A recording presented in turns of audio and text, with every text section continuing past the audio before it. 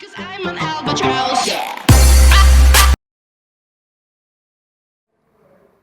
Hello friends, आज हम बात करेंगे पेमेंट ऑप्शन कि कौन कौन से ऑप्शन अवेलेबल हैं जीएसटी में पेमेंट करने के और हम कैसे पेमेंट कर सकते हैं। जीएसटी में 4 मेथड अवेलेबल हैं पेमेंट करने के लिए। पहला मेथड इंटरनेट बैंकिंग, जो कि ऑथराइज बैंक्स के थ्रू इंटरनेट बैंकिंग के थ्रू पेमेंट कर सकते हैं। दूसरा क्रेडिट कार्ड या डेबिट कार्ड के थ्रू, ये भी ऑथराइज बैंक्स के थ्रू ही क्रेडिट कार्ड डेबिट कार्ड के थ्रू पेमेंट किया जा सकता है। तीसरा एनईएफटी आरटीजीएस, ये एनी बैंक किसी भी बैंक के थ्रू एनईएफटी आरटीजीएस किया जा सकता है।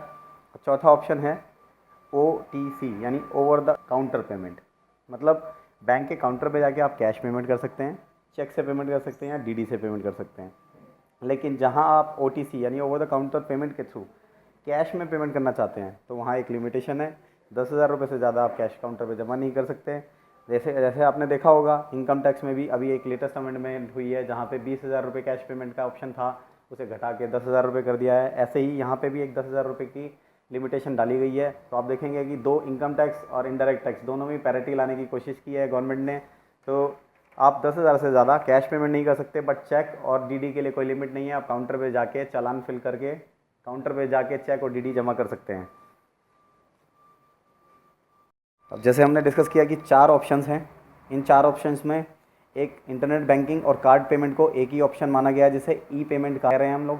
तो ई पेमेंट कैसे करें इसके बारे में हम जानेंगे।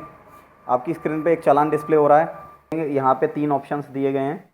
चालान के 3 ऑप्शंस हैं चालान में, क्रिएट चालान, सेव चालान, चालान हिस्ट्री।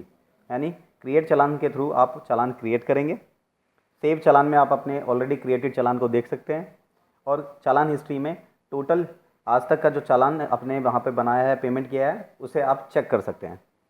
अब चालान क्रिएट करने में आपके पास यहाँ पे ऑप्शन दिख रहे हैं, टैक्स का पेमेंट, इंटरेस्ट का पेमेंट, पेनल्टी का पेमेंट या फीस का पेमेंट या एनी अदर पेमेंट। इन सब का पेमेंट करने के लिए अलग अलग कॉलम दिए गए हैं। इन कॉलम में सेपरेट अमाउंट आप फिल करेंगे, जैसे आप नॉर्मली एक्साइज रिटर्न या सेल टैक्स रिटर्न में भरते भी थे। इसमें ऑप्शन दिए हैं, एक तो जीएसटी का सेपरेट डिटेल दिखना है, IGST का सेपरेट डिटेल डालना है, और स्टेट वैट यानी स्टेट जीएसटी, इसका अलग से सेपरेट डिटेल्स आपको फिल करना है। और इसके बाद इन सब का टोटल आ जाएगा, ये एक चालान प्रिपेयर हो जाएगा। अब इस चालान में पेमेंट कैसे करें, पेमेंट के मोड दिए गए हैं यहाँ पे। आप ई पेमेंट कर सकते हैं, ओवर द काउंटर पेमेंट कर सकते हैं या एनईएफटी पेमेंट कर सकते हैं। हमने अभी आपसे डिस्कस किया था 4 मेथड। ई पेमेंट में हमारे 2 मेथड इसमें समअप हुए हैं, या तो आप इंटरनेट बैंकिंग से पेमेंट करेंगे या फिर डेबिट क्रेडिट कार्ड से पेमेंट करेंगे। तो e payment includes 2 methods and other 2 are including, total 4 methods are there.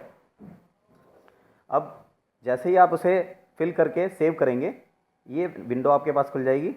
उसमें आप ई पेमेंट में जैसे ही जाएंगे, ई पेमेंट में भी अब हमने बोला कि 2 मेथड हैं, एक नेट बैंकिंग के थ्रू या क्रेडिट कार्ड के थ्रू। तो आपके पास यहाँ select mode of E payment है कि ई पेमेंट में आप किस मोड से पेमेंट करना चाहते हैं। तो यहाँ पे आप बैंक प्रेफर्ड बैंक सेलेक्ट कर सकते हैं, नेट बैंकिंग से करना है नेट बैंकिंग सेलेक्ट करेंगे, otherwise credit card debit card select कर सकते हैं। जैसे ही आप इसमें सेलेक्ट करेंगे, आपके राइट साइड में मेक पेमेंट वाला ऑप्शन अनेबल हो जाएगा, और इसके थ्रू आप डायरेक्ट रीडायरेक्ट हो जाएंगे पेमेंट पोर्टल पे, और पेमेंट यहाँ से आप डायरेक्टली कर सकते हैं। इसके बाद आप सेकेंड ऑप्शन पे जाएंगे कि ओवर द काउंटर पेमेंट। जो लोग इंटरनेट बैंकिंग के थ्रू पेमेंट नहीं करना चाहते, वो ओवर द काउंटर भी पेमेंट कर सकते हैं। इसमें चालान की डिटेल सिमिलर रहेंगी, सारी डिटेल्स वैसे ही जैसे आपने इंटरनेट अभी अब हमने डिस्कस की थी वैसे ही फिल होंगी, टैक्सेस की डिटेल। लेकिन मोड ऑफ पेमेंट यानी पेमेंट मोड आप दूसरा सेलेक्ट कर रहे हैं, जिसमें पेमेंट मोड है ओवर द काउंटर पेमेंट, यानी आप बैंक के काउंटर पे जाके इसको पेमेंट करना चाहते हैं। तो जैसे ही आप ओवर द काउंटर सेलेक्ट करेंगे, बैंक्स के ऑप्शन खुल जाएंगे कि किस बैंक के थ्रू आप उसे पेमेंट करना चाहते हैं।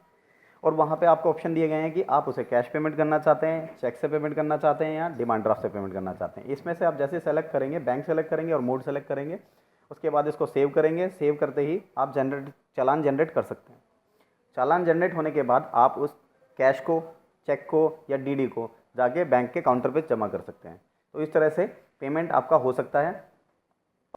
इसके बाद थर्ड ऑप्शन आपके पास है कि पेमेंट थ्रू एनईएफटी और आरटीजीएस। जहाँ पे पेमेंट आरटीजीएस या एनईएफटी के थ्रू करना है, आप वहाँ पे भी चालान की डिटेल सिमिलर फिल होंगी, बस मोड ऑफ पेमेंट आप आरटीजीएस या एनईएफटी सेलेक्ट करेंगे। जैसे ही आरटीजीएस एनईएफटी आप सेलेक्ट करेंगे, वहाँ पे आपको बैंक्स का ऑप्शन खुल जाएगा। आप देख रहे हैं स्क्रीन पे कि बैंक्स के ऑप्शन खुल रहे हैं, इन बैंक्स के थ्रू आप पेमेंट कर सकते हैं। और इसको सेव करेंगे और जनरेट चालान पे क्लिक करेंगे तो आपका चालान जनरेट हो जाएगा इस तरह से। और उसमें आरटीजीएस या एनईएफटी में पेमेंट आपका आरबीआई बैंक और उस अकाउंट नंबर का डिटेल और उसका IFSC कोड आपकी स्क्रीन पे मेंशन है, यहाँ पे पेमेंट जाएगा।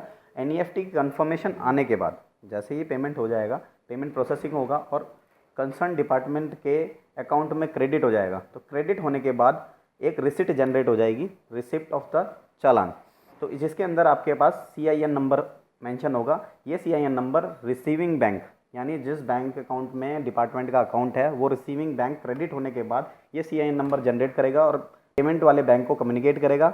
वो पेमेंट वाला बैंक आपकी रिसिप्ट के अंदर इस CIN नंबर को कम्युनिकेट करेगा और इसको आप इसे रिसिप्ट की तरह डाउनलोड कर सकते हैं सिस्टम से। इस तरह से आप 3 मेथड से पेमेंट कर सकते हैं। जो भी चालान हम जनरेट कर रहे हैं वो 15 दिन तक के लिए वैलिड रहेगा, यानी आपको 15 दिन के अंदर अंदर उसका पेमेंट करना होगा जैसे ही चालान जनरेट करेंगे। NEFT RTGS पेमेंट के केस में आपको एक मैंडेटरी फॉर्म जनरेट करना होगा जो उसके साथ जनरेट होगा, और ये चालान और मैंडेटरी फॉर्म दोनों ही बैंक में सबमिट करने होंगे। उस बैंक में सबमिट करने के बाद बैंक उसको प्रोसेस करके आपको एक CIN नंबर, रिसिप्ट नंबर देगा जो आप ऑनलाइन डाउनलोड भी कर सकते हैं।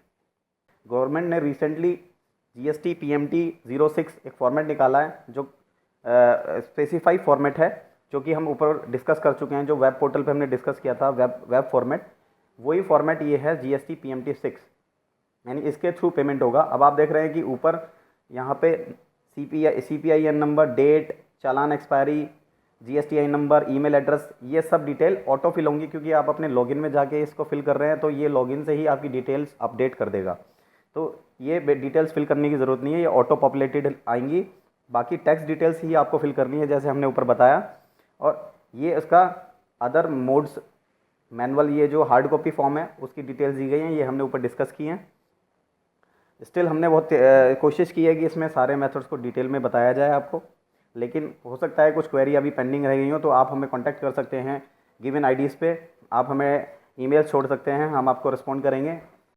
दोस्तों, हमारे कुछ और videos electronic liability register, electronic payment cash payment register और इलेक्ट्रॉनिक क्रेडिट रजिस्टर, इनके बारे में डिटेल डिस्कशंस के लिए भी वीडियो अपलोड किए गए हैं।